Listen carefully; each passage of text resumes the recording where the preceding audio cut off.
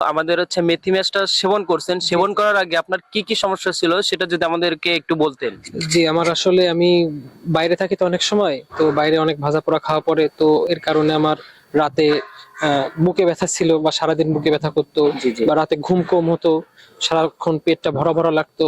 তো আপনাদের যে ফাইলটি, সে ফাইলটি আমি 1 মাস সেবন করেছি।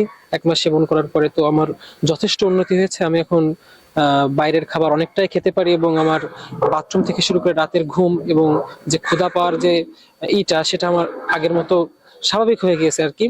তো আপনাদের প্রোডাক্টটা আসলে 1 মাস ব্যবহারের পরে যে এত উন্নত হবে আমি কখনো ভাবতে পারিনি।